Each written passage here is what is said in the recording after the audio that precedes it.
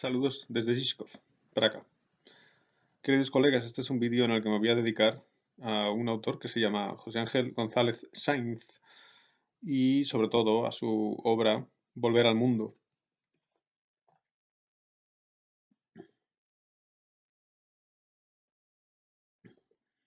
Esta es una novela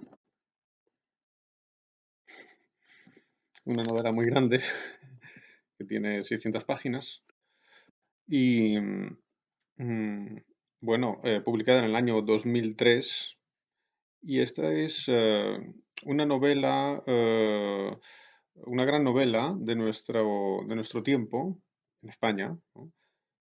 Y creo que sirve muy bien para demostrar que no todas las novelas o las obras que se publican actualmente son malas, lo cual cree mucha gente, muchos de mis compañeros o conocidos, gente inteligente que lee literatura. mm, Pues muchas veces dicen que no merece la pena leer las novelas actuales o, en fin, la narrativa. eh, y sobre todo en la narrativa tiene un lugar especial la novela, ¿verdad? Entonces, bueno, mis amigos que critican tanto la narrativa actual, tienen razón, digamos, en un 90% o en un 95%. O sea, la mayor parte de las cosas que se publican son muy malas. ¿Por qué se publican? Bueno, pues porque publicar libros es un negocio, ¿no? Claro, alguien que vea este vídeo puede decir, bueno, ¿y cómo sabe el profesor lo que es bueno o lo que es malo? Bueno, yo respeto los otros criterios, ¿no? Pero en fin, yo hablo con el mío, ¿no? Y mis amigos dicen esto, además, dicen que no merece la pena leer nada, pero yo estoy en contra. No es verdad. Hay obras actuales, por ejemplo, de los años 2000, ¿no? Relativamente actuales, que, que son unas obras interesantes. E incluso yo diría que esta novela es una obra maestra. El tiempo lo dirá, ¿verdad? Porque hace falta meditarlo. Estas cosas hay que meditarlas. Si es de verdad una obra maestra total o solamente es una novela buenísima, pero como mínimo es una novela buenísima. O sea, es una novela maravillosa. Y yo creo que es lo mejor que he leído desde la literatura de los años 60, 70, algunas cosas que me han gustado mucho. Y después esta novela, o sea, para mí supera todo lo otro que he leído, todo lo demás. Aquí tengo alguna información sobre González Sáinz.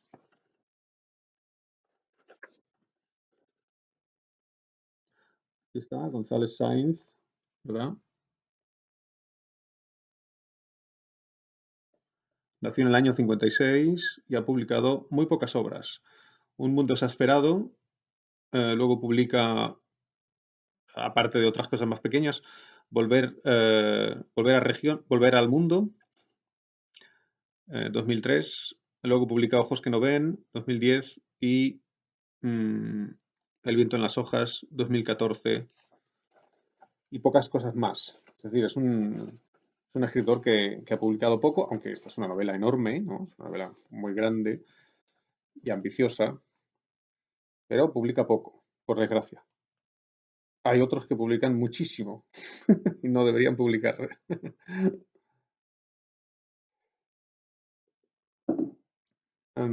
Es profesor en la universidad. Bueno, estos son los datos que tengo que no son demasiado científicos, ¿no? En fin, lo he visto en internet, ¿no? Es profesor, o lo ha sido, de la Universidad de Venecia y es traductor también. Y creo que vivió en Venecia y ahora vive en Trieste. No tengo una información completamente actualizada, ¿eh? Puede que ya no esté en Trieste tampoco, pero por lo menos ha vivido en Trieste. José Ángel González Sáinz es un profesor, ¿no? Eh, es una persona meditativa, es una persona que va despacio, o sea, que no escribe así cualquier cosa para publicarla y ya está, ¿no? Un hombre que se lo piensa. mm, y desde luego ahí está el resultado. Un mundo exasperado es una novela, se nota que es mucho más joven, cuando publica esta novela es mucho más joven y está muy bien, es muy interesante, es una especie de viaje esquizofrénico. Bueno, no un viaje, pues no porque sea un viaje, ¿no? Pero es un mundo esquizofrénico, es un mundo, digamos, enloquecido, ¿no? Mm, pero en fin, parece que le falta el equilibrio que tiene Volver al Mundo. Los ojos que no ven y El viento en las hojas son también obras más... aquí está, por ejemplo, El viento en las hojas. Son obras que mm, están bien, están bien, están bastante bien, pero evidentemente su gran obra es Volver al Mundo, es su gran novela, y solamente hay que pararse a mirar el tamaño, claro, o sea, es más ambiciosa, no puedo decir, no, no depende del número de páginas, ¿no? que tenga, por supuesto, ¿no? Pero en fin, no es lo mismo Fortunata y Jacinta que El abuelo de Galdós, claro. Aunque el Lazarillo de Tormes es muy pequeño y es genial, ¿me entendéis? Pero en fin, o sea, esta es una novela donde el autor ha volcado toda su visión de un mundo, ¿no? Bien, ¿y de qué trata? Pues la novela empieza con el entierro del protagonista que se llama Miguel Sánchez. Miguel Sánchez es un hombre que acaba de morir y no sabemos por qué, pero se organiza su entierro en un sitio que se llama Valle, con V mayúscula. Valle. Valle significa en español Udoli, pero no es un sitio que sea un valle, no, es que se llama Valle, ese es el nombre propio, Valle con V, Valle. Entonces allí se va a enterrar a este señor y aparece, es como un pueblo, ¿no? Una ciudad pequeña. Y aparece por ahí su novia, que se llama Berta, que no recuerdo si es alemana o austríaca, pero es traductora del español al alemán, ¿no? O al revés. Y que lo conoce o vive con él o ha estado con él en Berlín, ¿no? No me acuerdo si es alemana o austríaca. Berta se llama. Y entonces esta chica va hablando un poco con la gente que conoce allí, que eran amigos o conocidos de Miguel, porque hay como un misterio en la muerte de Miguel. Y uno de los personajes con quien le gusta hablar es un viejo que se llama Anastasio. Este Anastasio era amigo de Miguel. Y Anastasio es un personaje entrañable, ¿no? Y fantástico. Anastasio tiene una hija que es deficiente y parece que Miguel iba mucho allí a verlos y le llevaba regalos a la chica porque les eran simpáticos, ¿no? Solamente. El chico llegaba, hablaba con Anastasio, daban un paseo, iban a mirar las montañas y él pues le traía un vestido a la chica y, ¿no? Y eran todos muy amigos, tenían una relación muy buena, muy, muy cordial. Y entonces este Anastasio habla con Berta y le va más o menos contando la historia. De esta manera la historia se va componiendo. Luego Berta habla con otros conocidos y se va formando la historia poco a poco, ¿no? Se va formando a partir de conversaciones, ¿no? De pequeñas historias. Es como un mosaico. Luego hay un momento que todo eso se corta y entonces el narrador cuenta lo que pasó antes, lo que pasó en el pasado, ¿no? Y luego, o sea, tiene muchas voces, la novela es compleja, ¿no? Una novela compleja que tiene muchos personajes y que cuenta, digamos, lo que pasa ahora, lo que pasó hace 10 años, lo que pasó hace 30 años, ¿no? O sea, es una novela de largo periodo, ¿no?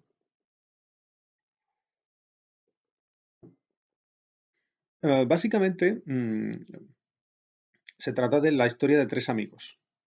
Miguel Sánchez, que es el que ha muerto, y luego están Julio Gómez, que es un chico que vive en el pueblo y con el cual habla Berta, ¿no? Entonces le cuenta su historia. Y luego hay un personaje que se llama el Viércoles. El Viércoles, con B. Y entonces Viércoles significa en checo, o sea, se dice también, es el nombre de una planta o de una hierba y es la misma palabra o también se puede decir Bierzo, y hay una región que se llama el Bierzo. ¿Por qué? Porque ahí nace esa planta, porque hay mucho Bierzo. Y eso es en checo Vres. Podéis mirarlo en el diccionario, ¿no? Vres es Bierzo o Biércoles. Biércoles es una planta. Y entonces esta planta, el biércoles, o sea, fres, tiene solamente unas ramitas y unas flores muy pequeñitas, ¿no? Es como, por eso resiste el frío, ¿no? Porque esto está en el norte de España. Y entonces es una cosa como seca, que parece un poco seca. Es una flor de otoño, digamos, ¿no? Bueno, pues el miércoles es así también, es un tipo muy, muy flaco, ¿no? Que está como un tipo flaco y seco, enjuto, pero fuerte, ¿no? Como si fuera un poco una especie de salvaje, ¿no? Por eso le llaman el miércoles. En realidad él se llama Gregorio Gómez, me parece. Eh, Gregorio Martín. Gregorio Martín López se llama, Gregorio. Bien, entonces estos tres personajes son amigos cuando eran pequeños, quiero decir, cuando eran jóvenes, cuando eran niños y luego cuando son jóvenes, son amigos y salen por ahí, van al monte juntos, montan en caballos, todo eso, ¿no?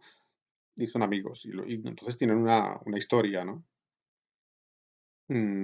Que se va contando poco a poco. Entonces, el miércoles hay muchos personajes en la novela que son fascinantes. En realidad, todos están muy bien construidos los personajes, son fantásticos, ¿no? Y esto es difícil hacerlo, o sea, es difícil construir personajes que tengan sentido y que sean profundos y que signifiquen algo, pero al mismo tiempo que sean verosímiles, ¿no? Y él lo hace de una forma perfecta, ¿no? O sea, mm, no lo digo, no es mi amigo, no lo conozco, no, de verdad, no lo digo por hacer publicidad, no tengo acciones de la editorial Anagrama, es que lo único que pasa es que es muy buena la novela, ya está. Bien, entonces este miércoles estaba diciendo que hay muchos personajes interesantes. Este miércoles es un personaje montado, ¿no? Hecho sobre eh, un eh, sobre otro personaje de Juan Benet.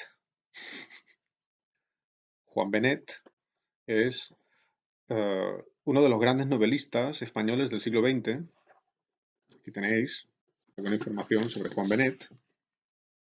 Bueno, estoy casi seguro de que lo conocéis a Juan Benet, pero, ¿verdad? Ahí lo tenéis un poco abajo, ¿lo veis? Juan Benet, que nació en el 27 y murió en el 93, bastante joven. Libros, año 67, Volver a esa región. Año 70, Una meditación. Año 78, El Numa, es un relato. Y muchas más, ¿no? Más novelas, o sea, no muchísimas, pero digamos unas 10 o 12 más. Y este señor Juan Benet, atención, estoy hablando de José Ángel González Sainz, pero él está enlazando con la novela de Benet. Por eso estoy hablando ahora de Benet. Juan Benet, que era ingeniero y amigo de Martín Santos, eh, es uno de los novelistas más reconocidos actualmente en España. eh, Él escribía, como veis, a partir de los años 60. En los años 60, en España, hubo una revolución en la narrativa. A partir de Martín Santos, Tiempo de Silencio, luego aparecería póstumamente Tiempo de Destrucción y también la obra de Goytisolo, de Juan Goytisolo, pero también de Luis Goytisolo, que empiezan a escribir una novela mm, ex- experimentalista. Bueno, Juan Goytisolo primero escribe una novela realista, pero luego cambia, ¿no? Y entonces, en los años 60 hay una renovación de la novela en España. No es una novela realista, es una novela distinta y donde la estructura es muy complicada, los narradores, las voces. Bueno, pues uno de los representantes de esta renovación de la literatura, o perdón, de la novela española, es Juan Benet.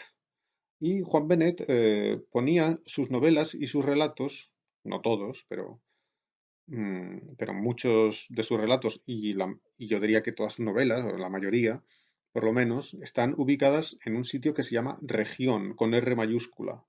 Volverás a Región. ¿Veis el título que he puesto? Volverás a región significa volverás a un sitio que se llama región, no a la región o a una región, sino es que el sitio se llama región. Y lo mismo tenemos en González Sainz, que da nombre a su lugar novelístico como Valle con V mayúscula. Esto evidentemente está enlazando con Benet, esto no se puede negar, ¿no? eso está claro. No pasa nada, porque además Benet no es el primero que lo hace. Benet no es el primero. En cierto modo, el Macondo de García Márquez es algo parecido. Es decir, se inventa un sitio y se inventa su geografía y todo eso, ¿no? Bueno, pues esto es en realidad el primero, en mi conocimiento, puede que haya alguien antes, ¿no? Claro. Pero el primero, por lo menos el que lleva a cabo una gran influencia sobre la narrativa del siglo XX, en ese sentido, es Faulkner, ¿no? O sea, todo esto parte de Faulkner. ¿Lo tenéis abajo? Perdón. Es complicado, ¿no? Porque tengo la lámpara, ¿lo veis? Yoknapatawpha, lo último que está escrito, Yoknapatawpha. Eso es Faulkner. O sea, las novelas de Faulkner están ubicadas en Yoknapatawpha. ¿Y qué es Yoknapatawpha? Pues es un condado que se lo inventa el tío, Faulkner. Y está en Mississippi, ¿no? Está en el sur de los Estados Unidos, está en Mississippi, pero no existe, se lo inventa él. Y se inventa los ríos, los nombres de los ríos, todo se lo inventa, ¿no? Es como si fuera un lugar literario, ¿no? Casi utópico, pero no utópico porque todo es perfecto, ¿no? Más bien todo es imperfecto, em, pero se lo inventa él, ¿no? Bueno, pues repito, esto es lo mismo que hace luego, lo mismo que hace Márquez, lo mismo que hace Benet, y de Benet pasa a otros escritores españoles de la siguiente generación, como por ejemplo, perdón, otra vez voy a hacer el malabar, ¿no? Antonio Muñoz Molina ubica sus novelas en Mágina, no todas, o por ejemplo Luis Mateo Díez ubica sus novelas en Celama. Bueno, Mágina no existe, es más o menos la zona de Úbeda, ¿no? Cambiada de nombre, que es lo que podemos ver aquí.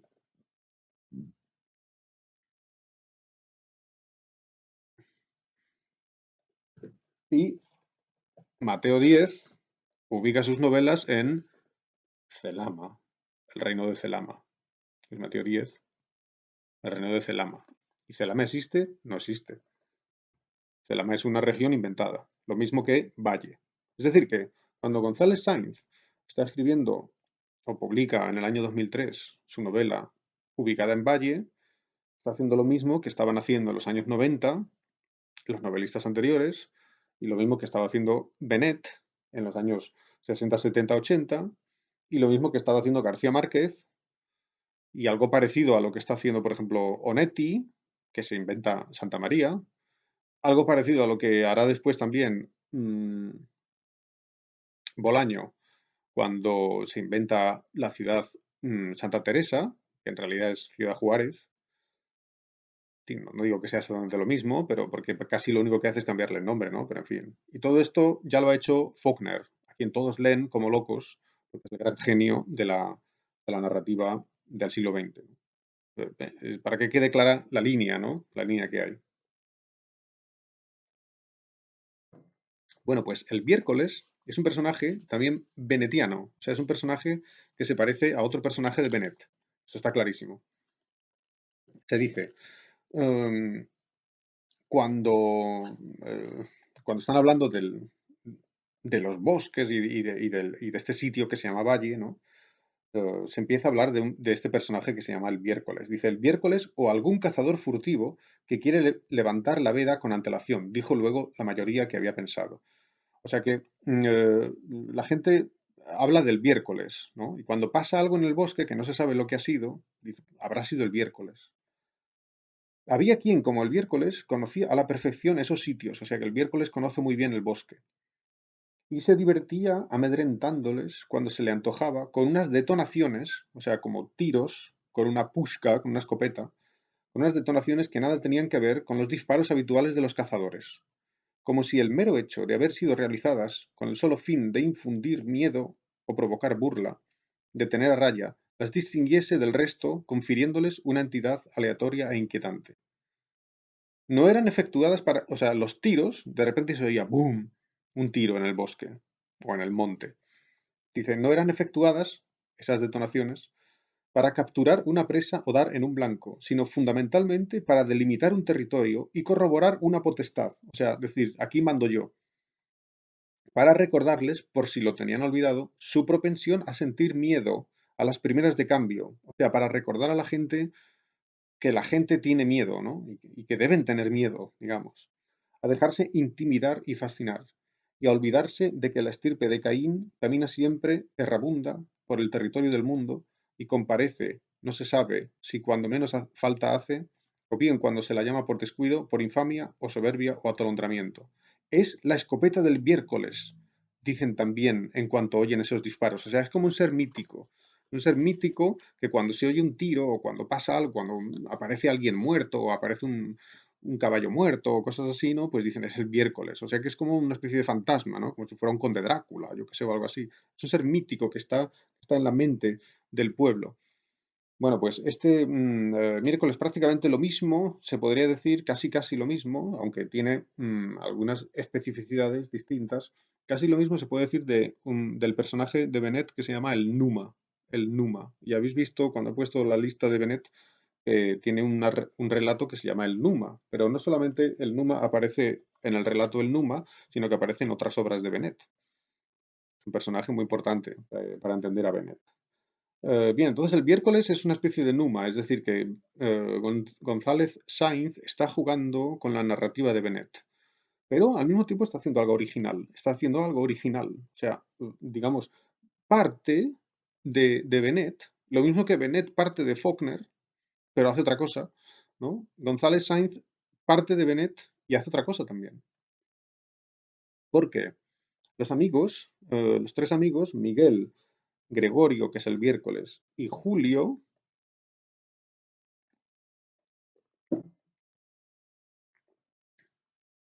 cuando eran jóvenes, eh, se fueron de la ciudad para integrar un grupo terrorista que luchaba contra Franco, un grupo terrorista, pero porque que hacían pequeños atentados, no, no eran...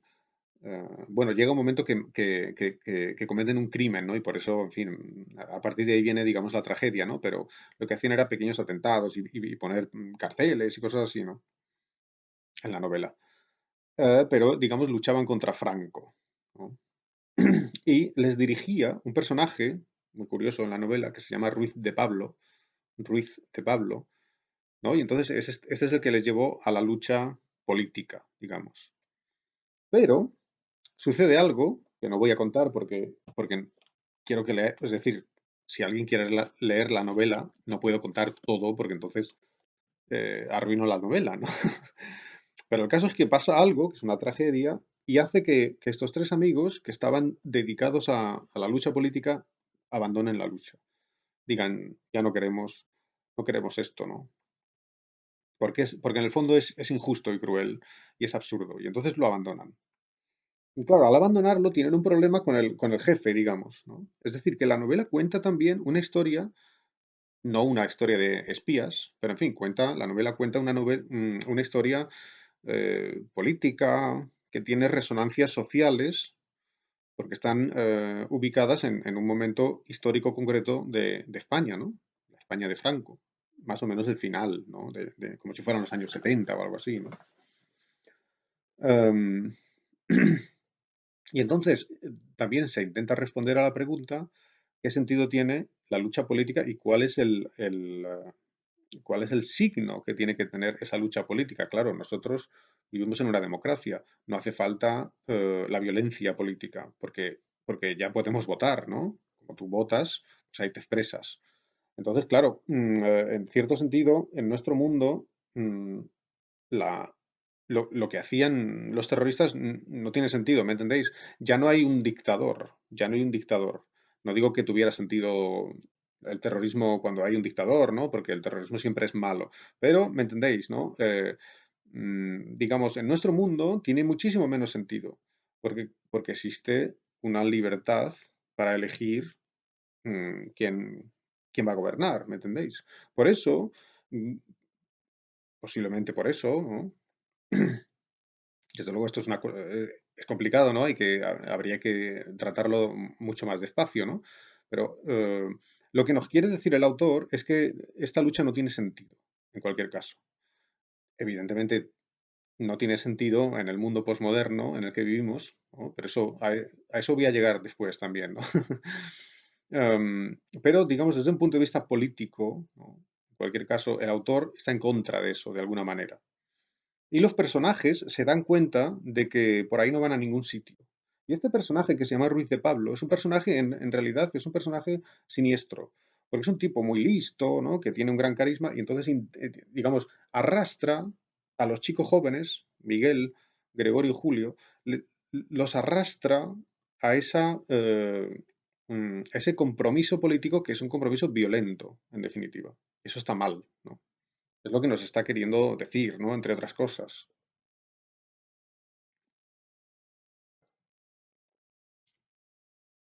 Entonces, repito, la novela tiene una dimensión simbólica y literaria y humana, claro, pero también tiene una dimensión política e histórica, ¿no? Es una novela muy grande que tiene muchos aspectos, pero en realidad el aspecto más importante es el aspecto simbólico, ¿no? En cualquier caso.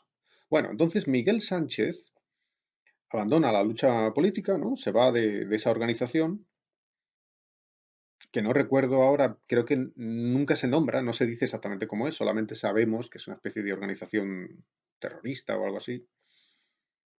Y entonces se, se va, ¿no? Y entonces el grupo de tres personas se rompe, ¿no?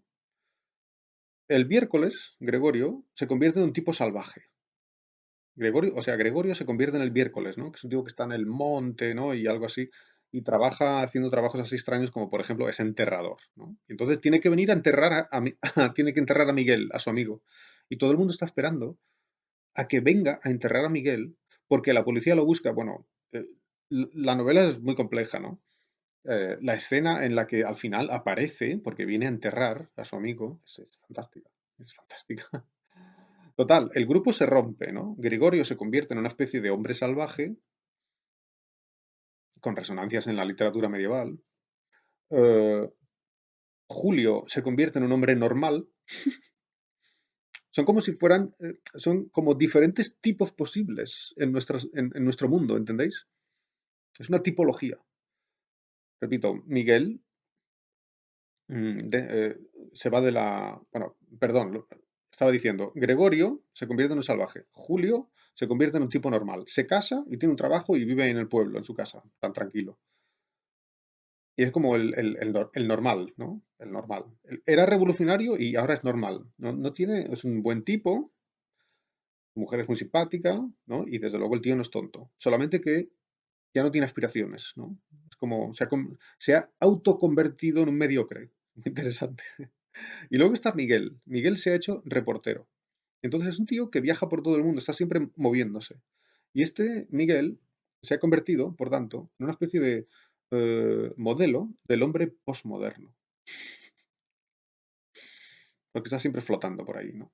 Es decir, hoy duerme en Sarajevo, mañana duerme en Berlín, al otro día duerme en Viena, ¿no? Y está siempre, porque como es reportero, pues lo mandan a sitios y está siempre viviendo en los aeropuertos y todo eso.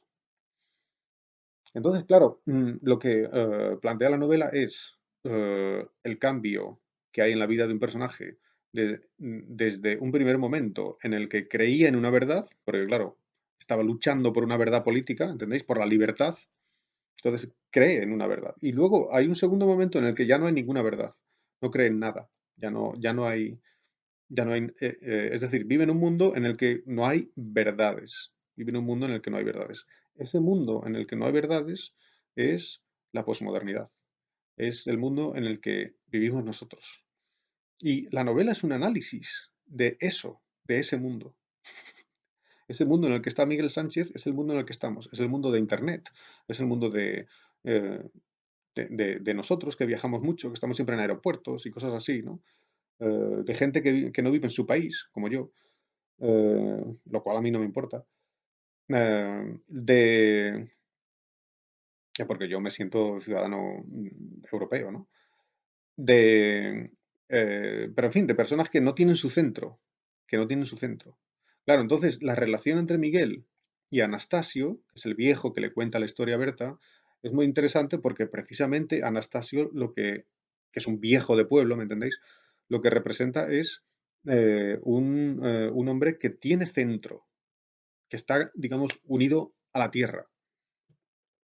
Por eso le dice,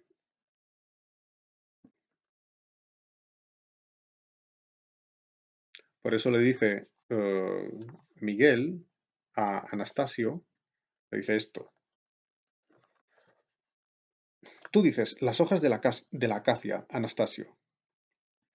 Dices el sol de la tarde, o el vino de la taberna, el chiflado de Gómez Luengo, de Benito Gómez Luengo, el padre de Julio, o el chisgarabis de Ramos Bayal. Y sabes, o sea, Miguel le dice a Anastasio, tú dices algo, por ejemplo, estas frases, y sabes inconsciente y perfectamente lo que dices, porque también sabes lo que callas.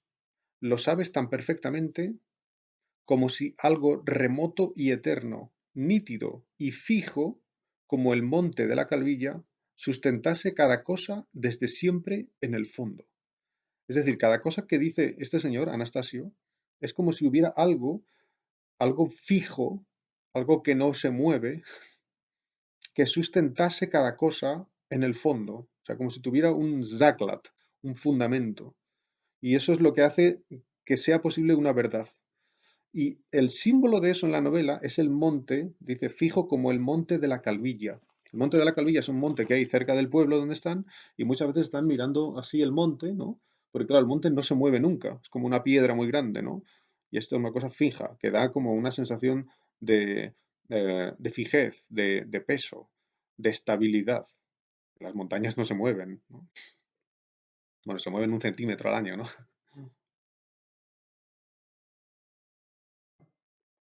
Entonces, Anastasio, la montaña y valle, es un lugar natural, es un lugar de montañas, ¿no? O sea, es un pequeño pueblo y luego las montañas, ¿no?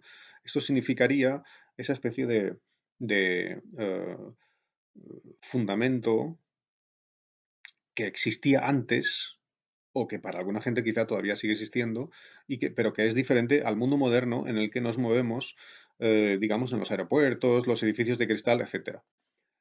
Y eso es lo que representa Miguel. Y esto lo tenéis en el capítulo que he fotocopiado y que podéis leer, que son las páginas 508 y siguientes.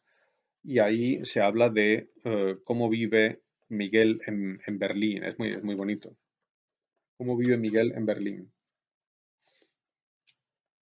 Dice que vive en una casa moderna, que es una de uno de estos cubos de vidrio, ¿no? Y de acero, como si fuera un panelac moderno, y así cuadrado, ¿no? Y de cristal. Dice, ya no hay paredes. Esto está en la página 509. Ya no hay paredes, porque hay edificios que son de cristal, ¿no? Todo de cristal. O sea, dentro tienen vigas, claro. Ya no hay paredes, y menos paredes gruesas, de materiales macizos, ¿no? O sea, ya no hay nada macizo, ¿no? Ni siquiera un edificio. Que aíslen y oculten o defiendan, como las tuyas, que solo dejan la abertura del ventanuco hacia el oeste. O sea, las de Anastasio. Todo es visibilidad y cristal. No ya que las ventanas sean más grandes o que haya más cristaleras, como en el hostal, sino que todo es cristal.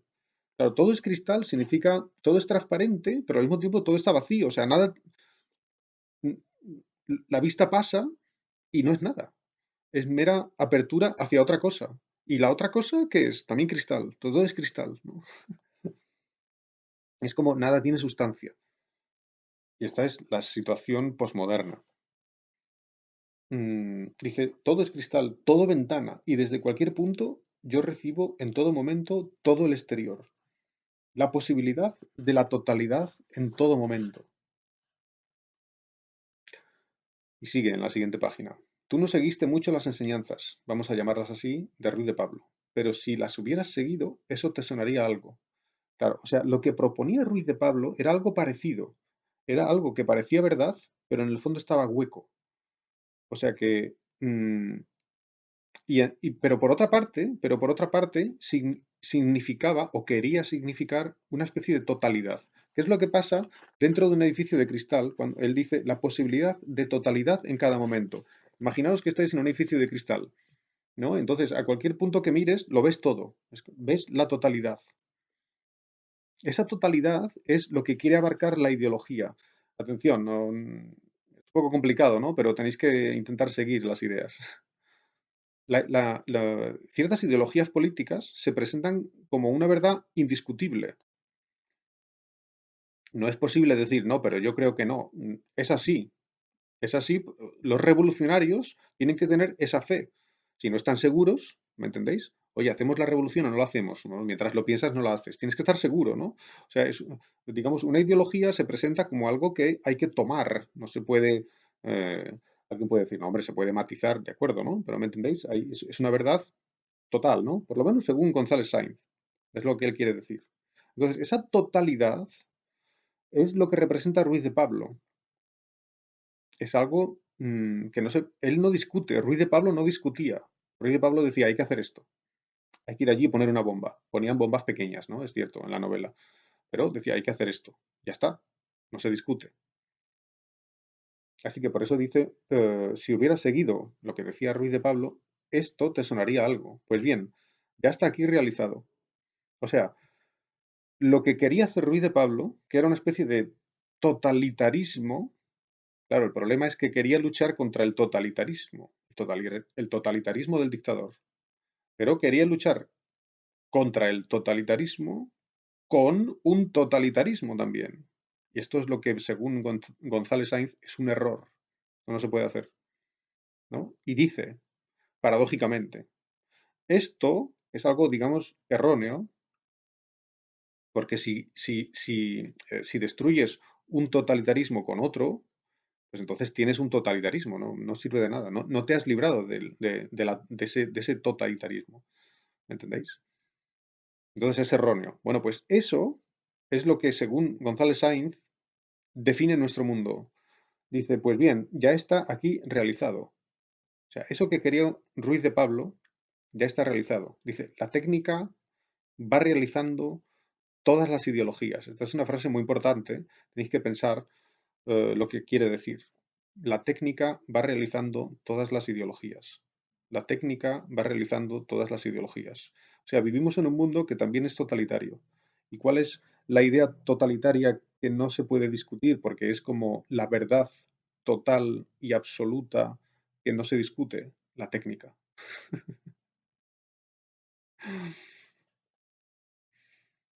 Pero al mismo tiempo, el personaje tiene una sensación en este mundo que es una sensación típica de lo posmoderno. Y es paradójico, porque por una parte es totalitaria nuestra época y por otra parte nos sentimos como en el aire. Por eso dice en la página 510 abajo, todo es móvil, todo portátil, todo está aquí y allí al mismo tiempo. El aquí y el allí no están separados ya por ninguna distancia, sino por la velocidad y la voluntad de recorrerla. Esto es, digamos, la globalización, ¿no? Si tú te vas lo mejor yo qué sé, a la Siberia, de repente, en medio de la Siberia, pues a lo mejor te encuentras un restaurante de hamburguesas como los que hay en Nueva York, por ejemplo. Bueno, evidentemente, ¿no? O sea, uno puede caminar por Moscú e ir a los mismos restaurantes de comida rápida que se encuentra en Berlín, Praga, Madrid y en Toledo y en todos los sitios, ¿no? Entonces, y comer lo mismo, ¿no? Exactamente igual, por ejemplo. Claro, no, no podemos exagerar, hay todavía ciertas diferencias, no, no es lo mismo alguien que vive en Ulaanbaatar, pero cada vez nos acercamos más, ¿entendéis? Así que la globalización, todo es igual, pero al mismo tiempo todo es móvil, ¿no? Es decir, que siempre estamos moviendo, dice, todo es móvil, todo es portátil. Porque vivimos en un mundo que ya no tiene centro, o sea, ya no pertenecemos a ningún sitio, ¿no? Yo digo, yo pertenezco a Europa, ¿no? Porque en Europa me siento en casa, ¿no? Eh, pues no sé, yo solo he estado además de en Europa, he estado en América nada más, ¿no? En fin, me siento un poco raro en América, mucho más raro en América del Norte que en América del Sur, desde luego, o en América Central, por razones obvias. Pero en fin, yo a lo mejor me siento europeo, pero en cualquier lugar de Europa me siento igual, ¿no? O sea, que me da igual estar en Italia que en Francia, ¿no? Es lo mismo. O sea, los matices son tan pequeños. Entonces me puedo mover, ¿no? No tengo centro, ¿entendéis? Yo no tengo un valle, ¿no? Pero vamos, no se trata de mí el vídeo, ¿no? Sino que lo que quiere decir es que hemos perdido el centro y que hemos perdido la relación con la Tierra. Y esa relación con la Tierra y ese centro es a lo que quiere volver el personaje, volver al mundo. O sea, quiere volver al mundo en el sentido de que quiere volver a un lugar donde pueda tener una relación normal con la existencia y con la realidad, pero no puede, no puede. Esta es su tragedia. Y entonces acaba con la muerte del personaje. ¿Por qué? No lo voy a contar, porque si lo cuento, entonces ya para qué vais a leer la novela, ¿no? Que es difícil de conseguir, ya, no sé si está aquí en las bibliotecas, ¿no? Supongo que hay que comprársela en España o algo así, pero desde luego merece la pena, es una novela para leerla despacio, ¿no? Es muy bien escrita, maravillosa, y que plantea estos interrogantes, son muy interesantes acerca de nuestro mundo, es decir, es una novela que nos hace meditar acerca de nuestra existencia y de nuestra situación, y por eso creo que merece mucho la pena. Eh, Creo que es todo y lo único que digo es que espero encontrarme con vosotros pronto y para poder seguir discutiendo de una forma virtual o real, ¿no? Somos un ejemplo de lo que dice, ¿no? La novela, que vivimos virtualmente, ¿no? Y que da igual donde estemos, ¿no? No hay centro. Es como el único centro es el ordenador. Ahí es donde nos encontramos. ¿Y qué es eso? Nada, es el no lugar, ¿no? Bien. Entonces, muchas gracias por la atención y nos vemos pronto.